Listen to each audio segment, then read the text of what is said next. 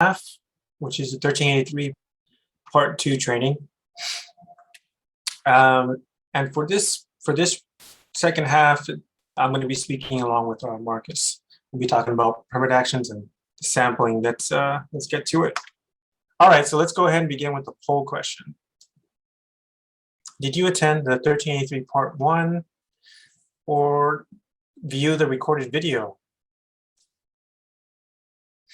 In the Part 1 training, we focused on measurements at transfer processing facilities, at composting, and then at in-vessel digestion facilities. And Marcus and I kind of went more in depth. It was kind of an expansion of the TTS session that we had back in April.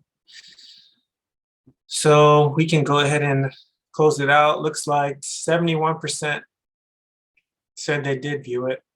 29% said they did not. Well, the good news for those folks who did not see it is that we have the link to the recorded video on the chat box, so you can access it there and watch it at your own leisure and at your own pace. So make sure you view that when you get a chance. Let's see if you can let me advance here.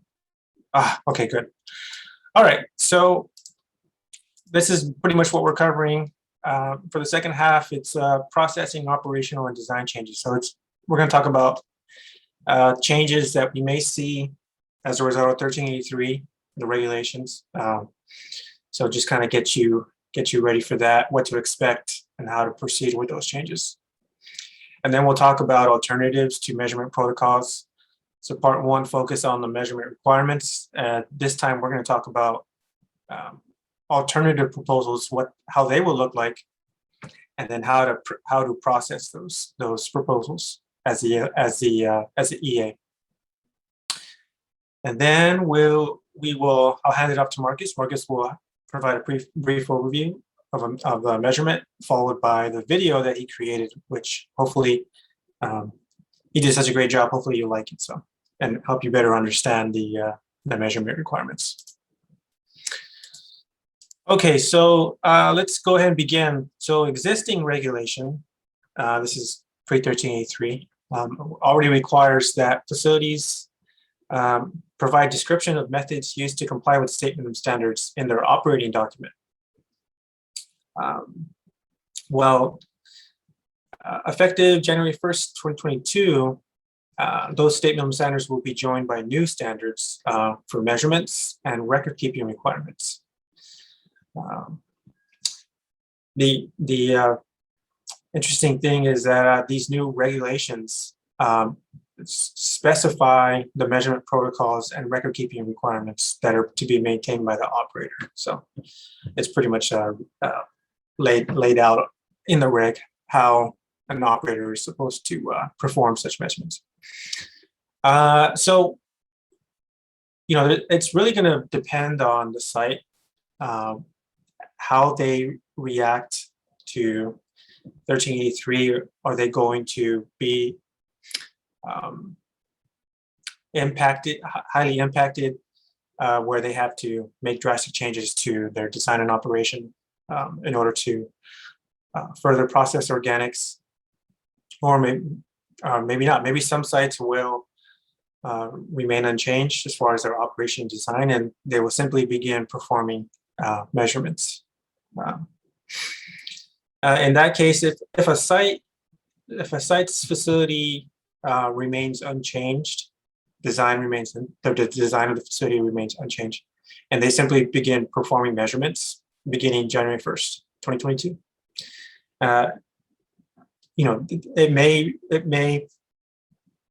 They may be able to proceed with a minor change, provided they are meeting the minor change requirements. And we kind of covered the minor change requirement under the first half in the permit action training, and we'll cover them. We'll cover them again in the next slide. In some instances, some facilities and operations may already be conducting their own sampling, or even waste waste characterization studies. So beginning January 1st, 2022, they wouldn't have to make any further changes to their design or operation. They'll simply just be, it'll be business as usual for them. In this case, a minor change could also be appropriate for that for this case. So, however, there could be some facilities that may have to make significant changes to design or operation in response to how they process materials and take in additional streams. If they may implement new sorting lines, conveyor lines to mechanically sort out and recover organics. Some may bring in a variety of new equipment that are with the intent to recover organic and separate it out so that organics are recoverable and sent to an end user who can adequately process that material. So it's really going to depend on, so really there's not going to be one simple answer. It's going to come down to the site and how are they going to be impacted by 1383. Some may not have to make any changes to design or operation, in which case they can perform measurements under a minor change. And some may not. They may have to make drastic changes to their operation or design, either expand or create new processing lines or what have you, in which case that wouldn't be a minor change. That would be something more significant that would require permit action. So we'll go ahead and refer to 21620, which discusses changes in operation and design. And this section breaks down the criteria for what change constitutes a minor change, RFI amendment, modification, or revision. So we refer to the operator and EA, or to refer to 21620 in order to determine how an operation or change, how to go about processing a change in an operation and design. So recall that if a change is indeed a minor change, and first let's kind of cover what is a minor change, right? Let's just kind of refresh. A minor change is a change that is subject to the authority of the EA, consistent with the state minimum standards, consistent with terms and conditions of the permit, and does not conflict with the design or operation. So come January 1st, 2022, all they are doing is performing the measurements and maintaining the new record keeping requirements. It's possible that measurements could be conducted via a minor change. If deemed a minor change, the operator can implement the change without the approval of the EA. However, the operator is required to notify the EA within 30 days of such change. And then during the next permit review, the EA may require the operator to incorporate minor changes into the operating document. So as with any other minor changes, the EA has discretion as to whether the operating document needs to be updated to reflect those changes during the next permit review. If it is not a minor change, then the EA will require the operator with the finding to comply with all applicable requirements pursuant to the subdivision. So what does that mean? So that means it's not a minor change. So it either has to be an RFI amendment, modification, or revision. And again, it's going to depend on the significance of the change. Obviously, if they're expanding, it's a permit revision. Or if it's otherwise changing terms and conditions of the permit. But if it's not a minor change, it's at the very least an RFI amendment, and then you just move up. If it doesn't meet the criteria of an RFI amendment, then it's modification or revision, depending on that change.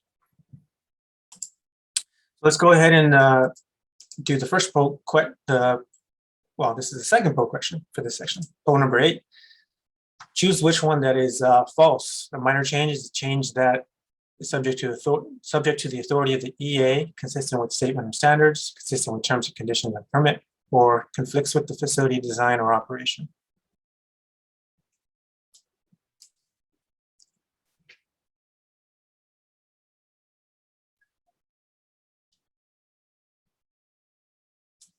And I purposefully did not put that in a slide. So if you're paying attention, I did I did say it. There might be some trickery in here too. So if you if you read it the first time, you may not be able to catch it. Okay, we're gonna go. Let's see. Well, maybe wait a few seconds. Okay, looks like we've captured the majority. So looks like the 60% said D is the one that is false, and that's correct. It should say does not conflict with the design or operation. A few folks did. We had some scattered A, B, and C. So a minor change is a change that can be done without EA approval and wouldn't require something like an RFI amendment or a change to the permit, either through a modification or revision. So only way it can be a minor change if it's consistent with the statement of standards, consistent with terms and conditions of the permit, does not conflict with the design or operation, and obviously under the authority of the EA. Very good. Okay, so we're going to go ahead and move to the next one here. Okay. So this next slide discusses alternative proposals. So this is covered under 17409.5.9. So the new statement of standards are with regard to measurements and record keeping. Let's focus on the measurement piece. If an operator proposes to use a measurement protocol that is different than what's required in the reg, then the regulation allows for a site-specific alternative measurement protocol proposal that they can submit to the EA for approval and concurrence by CalRecycle. If they get approval from the EA and concurrence by CalRecycle, then they can implement that alternative protocol. The key point here is that an operator may choose to an operator may propose an alternative so long as it demonstrates that the operator can demonstrate that the alternative is as accurate and effective as the measurement requirements. So how can they demonstrate that? Well, some operators may choose to conduct some type of study or otherwise gather data in order to develop an alternative measurement protocol, and in order to demonstrate that it's as accurate and effective. And they may do so by providing that request to the EA with details of the study and how they're going to gather data to demonstrate it is as accurate and effective. And the request could possibly indicate that that if the EA finds it adequate, then if the EA approves of it and CalRecycle concurs on it, then the alternative measurement protocol can then continue on a permanent basis. The study or the study or any other data gathering that they're doing should be occurring concurrently with the measurement requirements. So they need to be meeting the measurement requirements while they are performing any type of study or data gathering. It doesn't relieve them of the operator from performing those measurements as required in reg.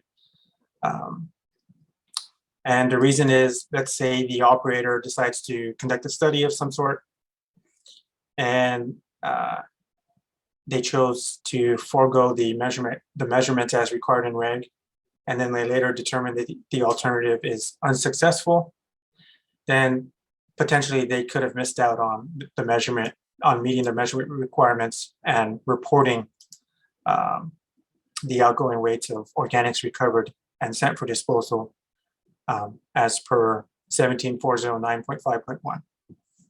So that basically means if they're not doing the measurement requirements, they could, that means they would not be in compliance. So we want to avoid that type of situation. So if they were to be performed, if they are doing any type of study or data gathering to demonstrate that an alternative is as accurate and effective, they still need to be complying with the measurement requirements until that alternative is fully approved and concurred upon. This slide just covers, I kind of just covered it already, but we can go over it again. So upon receipt of the proposal and any necessary data, the EA will review for approval. And then once approved by the EA, they forward that proposal to CalRecycle for concurrence. Once it's concurred upon and it's fully approved, then then the operator can implement that alternative. At that time, excuse me, at that time, the operator will then keep a record of their approvals of alternatives in their operating record, as described in either section 17405, and that's for transfer processing activities, or section 17853, which is for composting, or section 17896.16 for in-vessel digestion activities. So if there's, at any given time, if there was any subsequent change, proposed subsequent change to a designer operation as a result of this alternative protocol, you know, they should still be referring to 21620 to determine if any subsequent changes in order to fully implement this alternative protocol would fall under, would meet the criteria for a minor change. If not, then it would either be an R5 amendment or some type of permanent modification or revision. So of course, it's going to be dependent on the operator and what they're proposing and what type of alternative and how that would look like. So some alternatives could be pretty straightforward, that they're going to be doing measurements at an alternative frequency, or measurements with different sample sizes, and that's pretty straightforward. But others can be more complex, if you will. So let's go ahead and talk about subdivision C. We're still in the same section here. The EA may approve with CalRecycle concurrence a substitute to the measurement requirements if there is a quality standard imposed upon if there is a quality standard imposed on the operator by an end user or entity accepting that waste.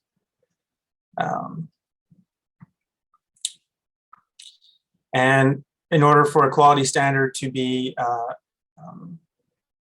approved, they need to meet the criteria under subdivision C, and I can go through those in a moment. Basically, what that means is, let's say, for example, a transfer processing activity is sending material to an in-vessel digester, and that in-vessel digester is already requiring a sampling protocol in order for them to accept that material. That sampling protocol may be as stringent or even more stringent than the measurement requirements. So in this situation, the transfer processing activity can request to the EA to substitute that sampling protocol in place of the measurement requirements. That way, there's not a redundancy there, because they're still in effect getting the data necessary to determine how much organics is being sent for recovery. So let's go ahead and talk a bit about the criteria for this quality standard. Number one is it needs to demonstrate that the presence of organics and the presence of incompatibles. Number two is the level of incompatibles needs to be less than or equal to the incompatible material limit. That said, oh, okay. I just wanted to make sure I was still on the same slide. Incompatible material limit as referenced in 17409.5.8. So If you recall, under the part 1 of the training, we talked about incompatible material limit, which is that 20%. So the material, the organics that's being sent for recovery at a transfer processing activity needs to meet that cleanliness standard, right? So it's like 80% organics, 20% incompatible material. Based off of whether it meets that, it's kind of determines where that material can flow to. Well, this is what that at 20%. This is what this is in reference to, and then that 20% goes down to 10% in 2024. Number 3 is the quality standard needs to be as accurate and effective as the measurement requirements. So needs to be reliable. Number 4, there needs to be a contract or written agreement in place between the receiving and the sending facility. And that agreement specifies that quality standard. The contract or written agreement is to be made available for review by the EA, and the EA could observe that quality standard upon request.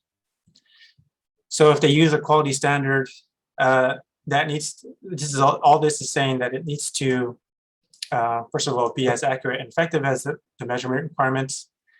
The transfer processing activity that's sending that material will still need to gather that data of organics and incompatibles in order for them to determine accurately the amount of outgoing weights of organic material that's being recovered during the reporting period. And that's under 17409.5.1. Okay. So let's do a quick poll. I know I talked a lot. So let's do a quick poll to see if I did my job correct. True or false? The EA may approve the CalRecycle concurrence and alternative measurement protocol proposed by the operator if the alternative is as accurate and effective as the measurement requirements.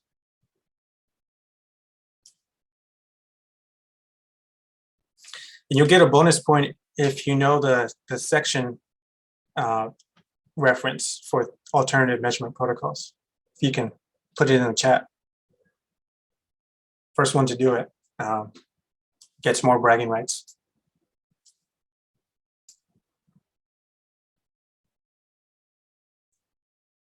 I'll give you a hint. It starts with 17409.5.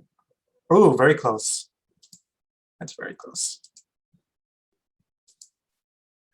Very close. Okay, 96% said true, and that's true. So an operator can submit a request for an alternative, so long as they demonstrate that alternative is as accurate and effective as their measurement requirements. CalRecycle, the EA can then approve it. CalRecycle can concur on it. Looks like somebody got it right. Let's see. M. Vasquez, yes, 17409.5.9. That's correct. Good job. Okay, let's do I have time? Yeah, I think I have time. So let's go ahead and do this poll really quick. Have you been in discussion with any of your operators about a potential alternative measurement protocol? Okay, so far it looks like 92% are saying no. Okay, so I think this is going to come in handy. Remember, we're recording this, so this will be a good resource for you to have to go over again. I know I spoke a lot, so I might be able to you have a chance to rewind and play again. So that is if you can withstand my voice, but yeah, they may be coming in, so just be on the lookout for that. If you have any questions, you could always reach out to me, my group, or your permitting point of contact, and we can assist you with any questions. Okay, we're going to close that out, and then Marcus, I'm going to go ahead and give it to you, and you could showcase your measurement video. So perfect, sounds good. So I'll wait for control to kick over. Tell me when to move to the next slide. So thank you, Tommy. Yeah, so as Martin said, we just want to do a recap on the measurement protocol because in the time that we did part one and now Martin and I actually went to a solid waste facility and worked with an operator and followed our measurement protocol step by step. And we actually took footage and we were able to put together a video that's going to help demonstrate how these measurements are done. And we're hoping that's going to be a really useful tool to help make this process a little easier for everyone to understand. And so for those measurements, we did focus on source separated organic waste. So that's why we just want to do a quick recap on what those measurement requirements are. And so if you remember the area from part one, we use these infographics. And again, I do like to mention that these are available on the LEA Central webpage, and they're extremely useful for outlining this process for how transfer processing facilities conduct measurements. We also have some for compost as well as in vessel. And so for specific to these requirements, these are for transfer processing facilities that process source separated organic waste. And so these section numbers you have are 17409.5.4. That's going to focus on measuring organic waste that's being sent for recovery, further processing or end use. And that's just to determine how much organic waste is actually being recovered from that source separated waste stream. And then the other section is 17409.5.5. That section is going to focus on measuring material that's being sent for disposal. So we know how much organic waste is being disposed of in that waste stream. And remember, for this process, at least for recovery, this step-by-step process gets repeated for each waste type that's being sent offsite for recovery for the processing or end use. So for the demonstration video, we focused on green material specifically. So that was one sample, but if your operator is processing other materials like cardboard or wood waste, those are potentially second or third samples for that material, and then those get totaled together for that operating day over that 10 consecutive operating days that those samples are done. And so looking at a little bit closer, I'm not going to give too much away because I'm going to let the video do most of the work.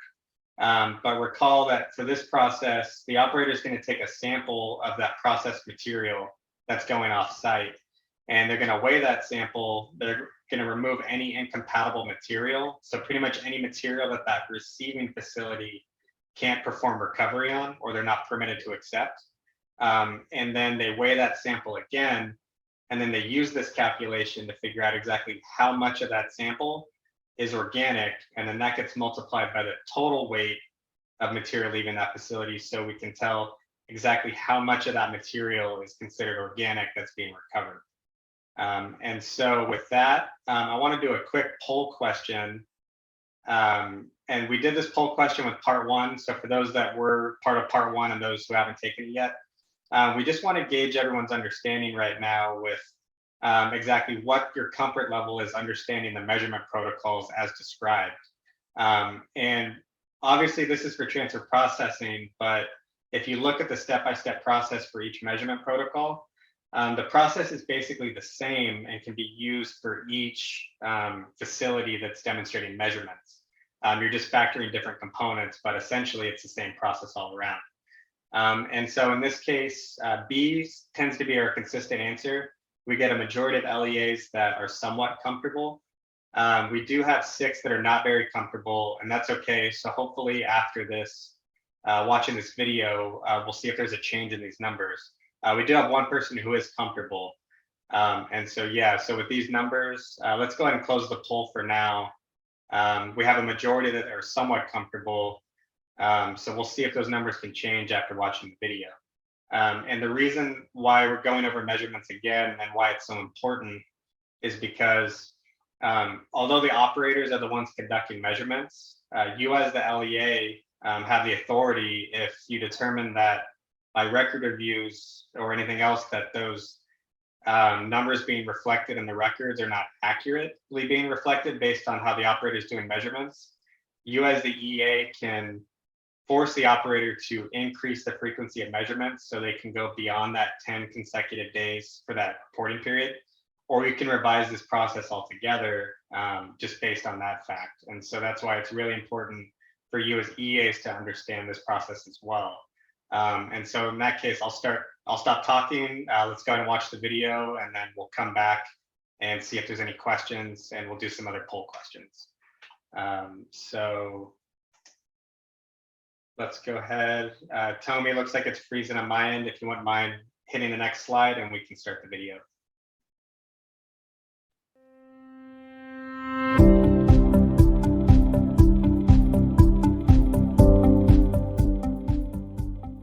Welcome to CalRecycle's video demonstrating solid waste facility measurements.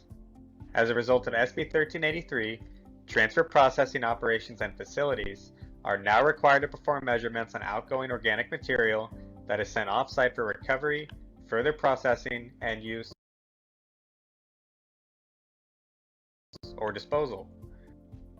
This video provides a demonstration of how an operator of a transfer processing facility will conduct measurements following specific requirements described in the regulations.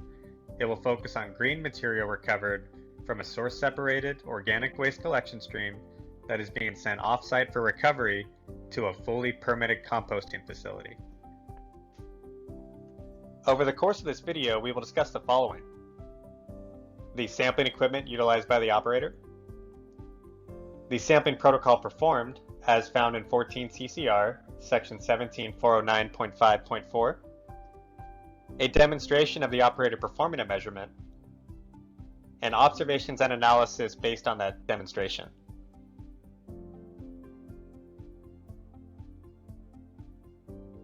The operator used the following equipment when performing measurements on their processed green material: a small electronic scale, collection containers for their sampled material as well as their incompatible material, tools for gathering and spreading sampled material such as rakes, shovels, and work gloves, and a sampling log and pen used for data collection. The regulations do not require specific equipment to be utilized when conducting measurements, but this is what the operator found useful when sampling processed green material.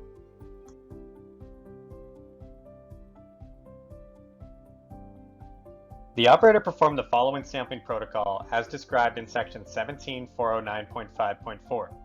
This section focuses on measuring organic waste recovered from a source-separated organic waste collection stream once that material has been processed. Operators are required to perform measurements on each waste type leaving the facility for further processing and use or recovery. Measurements are required for each reporting period and are conducted over 10 consecutive operating days. Reporting periods occur each quarter, so the operator sampling frequency will be 10 days of sampling on a quarterly basis. For this demonstration, the operator focused solely on green material. So with step 1, the operator determines the total weight of green material sent off-site at the end of the operating day. This will be used in the calculation for determining the amount of green material recovered. Step 2, the operator will collect and weigh a composite sample. Composite samples must weigh at least 200 pounds and be random and representative of a typical operating day.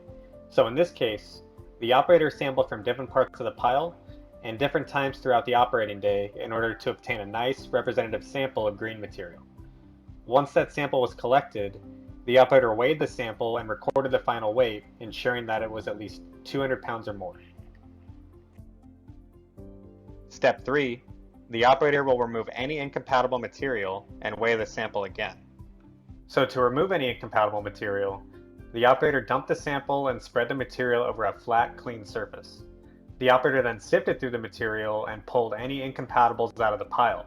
Remember, incompatible material is any human-made inert materials, like glass or plastic, or any organic waste that the receiving facility is not permitted or authorized to accept, or cannot perform organic waste recovery on. So once the incompatibles were removed, the operator weighed the material a second time and recorded the weight of organic material in that sample. In other words, the sample weight without incompatible. Step 4, the operator will calculate the total weight of green material recovered using the following equation and weights recorded from the previous steps. To record data, the operator developed a sampling log as shown here that we utilized during the demonstration. This log was specifically for green material, and an operator may have additional logs based on material types, or use a different process altogether when tracking or maintaining this data. During the sampling process, the operator recorded key information. This included the sampling date, which is important since the operator is conducting 10 days of sampling per reporting period, the weight of the sample, which was 205.5 pounds. This meets the 200-pound or more requirement. The weight of organics in the sample, or better known as sample weight without incompatibles, which was 204.05 pounds. The operator also recorded the weight of incompatibles, which was 1.45 pounds. And at the end of the operating day, the operator noted the total amount of green material that was sent off-site for recovery, which was 526.9 tons.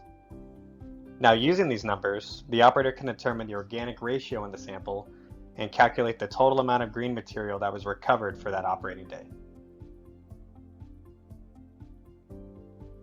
So looking back at this calculation, the operator will take C, the sample weight without incompatibles, divided by B, the sample weight, and multiply it by A, the total weight of material sent off-site for recovery that day, and that will give us D, the total amount of organics recovered. So using the numbers recorded during the demonstration, the operator will take the sample weight without incompatibles, which is 204.05 pounds, divided by the sample weight, which is 205.5 pounds. This gives an organic ratio of 0.992, which is then multiplied by the amount of green material sent offsite for recovery, which is 526.9 tons. This gives the operator a total of 523.18 tons of recovered green material.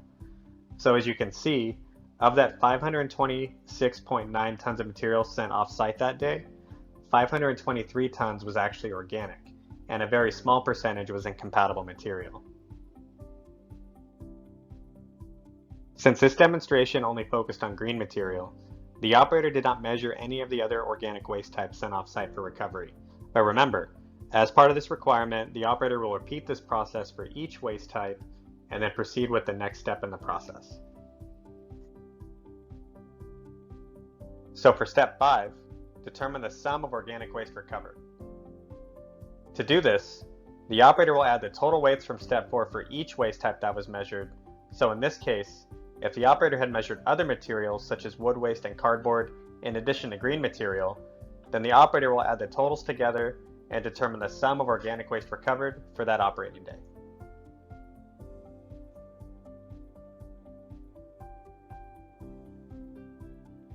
Now that you have seen an operator performing a measurement, let's discuss the overall observations and analysis that the operator and CalRecycle staff discussed based on this demonstration.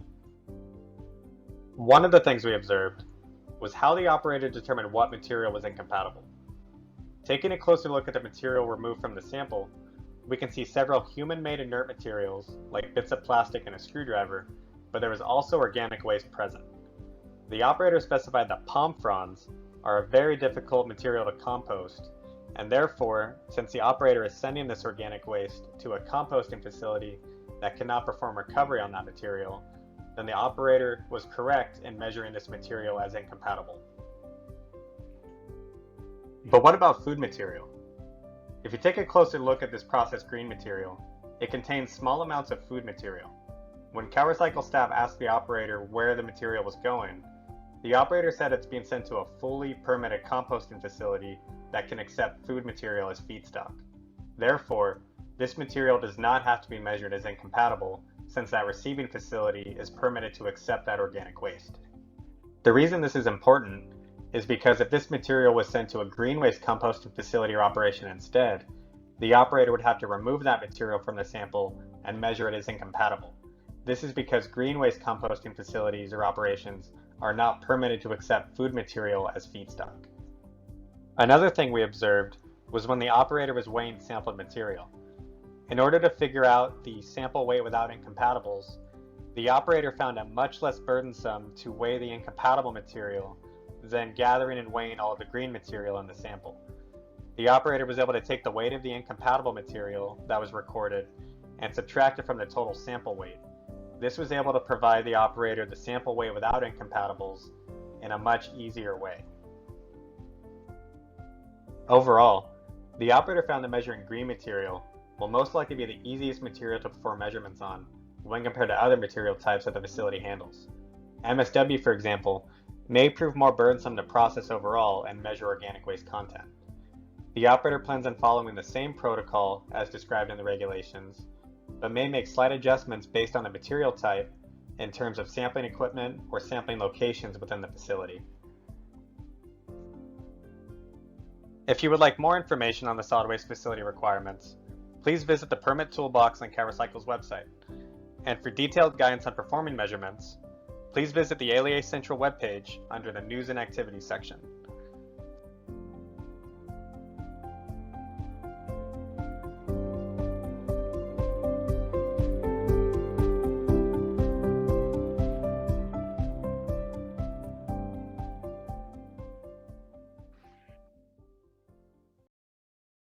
All right, well, I hope that was extremely helpful. It was certainly fun to make, so we definitely hope that they're going to make this process a lot more easier to understand. With the interest of time, Tommy, let's go ahead and skip poll 12 and we'll move just right into 13.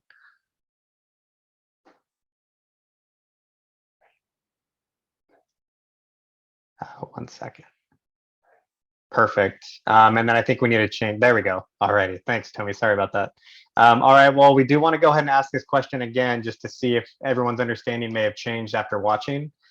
So again, what is your comfort level understanding measurement protocols? And now it looks like we do have this is probably the most we've had in the part 2 trainings that we've done. And it looks like we have quite a few now that are comfortable. And we actually have one person that is very comfortable. We have much less that are not very comfortable, and we still have some that are somewhat. And so that does show that this actually helped, and hopefully in the future, we can definitely make more of these videos, and especially on the different material types like MSW and potentially disposal streams. So thank you guys for watching that. We'll go and close the results of the poll, and let's go ahead and move on to the next slide.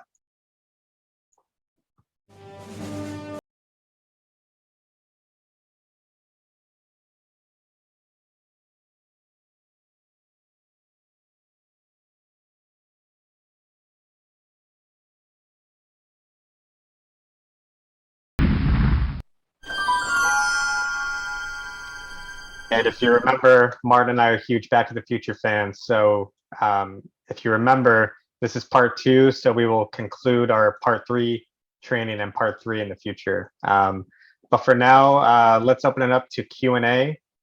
And we'll go ahead and bring Martin back on as well to close this one out. Yeah.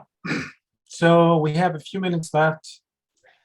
Go ahead and ask your questions, or put your questions down in the chat box. We already have one here. Would C and D need to be sampled and measured for organics? No. Marcus, do you know the section reference? I believe we do reference C and D waste in 17409.5.6. Since these measurements focus on other waste and not C and D facilities, only transfer processing. With that 0.6 requirement, it does require other waste types, so like C and D or mixed waste, to be separate from other solid waste like source separated. And so therefore, as long as that waste is kept separate, they're only measuring the SSO and MO streams. Yeah. That's right. Yeah, 17409.5.6. That's a good question, though. Are there any other questions? While we wait for questions, we're going to go ahead and proceed to the next slide for the evaluation survey. Make sure to take that to get your REHS CEU units. There's 2 ways to do it. You can click on the hyperlink that was added in a chat box. If your work computer does not allow you to access that form through the hyperlink, then you can use your cell phone to scan the QR code. And then it will take you to that evaluation survey. But you have to make sure you submit that survey so you can get the credit you deserve.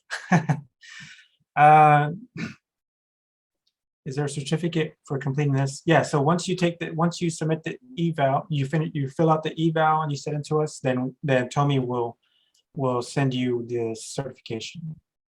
right, Tommy? Got that Yep. right? Yeah, Okay. absolutely.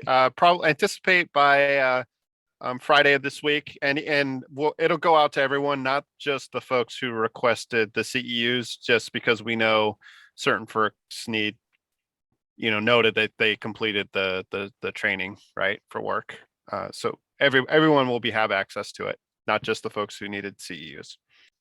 Great. Okay, we've kind of we reached our time, but we can still stick around for a little bit and ask questions. So now is a good time to ask questions. Don't be shy. While we wait for questions, or in the chat box, or wait for you to. Oh, we got another question. Okay. I wanted to take a moment to just thank Tommy again for helping us out. Thanks to Carly and Dana for speaking on the permit action training. Thanks to Marcus for your work in making that video. And also, I forgot to mention Melissa and Leah during the last training, but I wanted to thank them as well, because they also do a lot of background work, so much appreciated. Let's see, let me read this question here.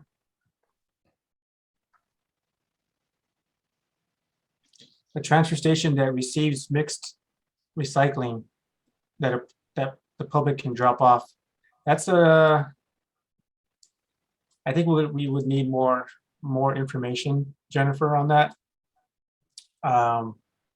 Because yeah, it kind of depends on what we would need to know more information exactly what's going on at that transfer station. And there is regulation language that speaks to consolidation sites. And that's one of the things that we are going to cover in the 1383 Part 3 training. So if you can, we can probably maybe schedule some time offline to answer that question, because I think there's a lot there. So, but yeah, very good. Good question though.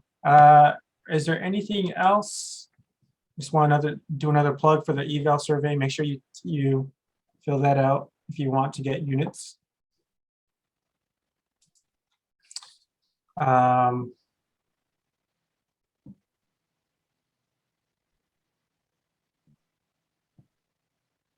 Okay, yeah. I see. Yeah, we'll have to, Jennifer, we'll have to talk offline for sure, because I like to know all the details. Great. Tommy, is there anything else we need to cover? I know. So I know we've had some folks that thank you for. I know we had some folks registered for the earlier classes and emailed me this morning, letting me know you couldn't make the earlier one, so we were able to swap you. So I'm glad we were able to get you in. But if any of your colleagues or coworkers, for whatever reason, weren't able to attend, even if they didn't register, hopefully by Friday of this week, we'll be sending out an email out to everyone, just to one with a recording of we recorded the last two sessions today, so one of the two we'll be sending out to you, but they'll basically be available on demand. It'll be again on YouTube, CalRecycle's LEA training YouTube page, so you'll be able to watch it that way, and then also a PDF copy of the presentation. And like I said before, we'll include the part 1 recording in that email as well, just so you all have access to it. So yeah, I think if that's everything. CEU certificates, again, just make sure you complete the survey. Use your phone to scan the QR code. I know we had another attendee earlier who wasn't able to do it because she had restrictions at work, just like Martin said. So, and if you're still having problems, just shoot me an email and we can figure out another way to do it. We really want to make sure that you get your CEUs, because we know that's important for you to complete yearly. So with that, yeah, you're welcome, Zuna, no problem. I think we're good. We are at 3:04. So again, I want to thank all of our instructors today, presenters, great job. And this will conclude our series, but we do have more trainings coming out. We have some relaunches for online trainings, and also documents trainings that will be occurring in November that actually has an online component too as well. So be, like Martin said at the beginning of the workshop today, be on the lookout. That'll be launched later this week. So you'll have some time to have to take the pre-training and then the actual in-person training. Yes, Melvin, this would be available to watch on YouTube. It'll be an unlisted link, and that's why I'm saying it'll be once we do some post editing on the recording, give it over, CalRecycle will post it to their YouTube page. We'll send it out to everyone so you can have it. And it, not just for yourself. Like I said, if you had any colleagues that weren't able to attend, they're more than welcome to watch it as well. Yeah, that's it. So I'm at 3:05. Martin, anything else? I think we're good. I think we're good. I think we're all covered. Thanks everyone for attending. All right. Much appreciated. Thank you guys. So we're going to go ahead and close out. Again, have a wonderful week, and we'll see you at the next virtual training. Thanks again.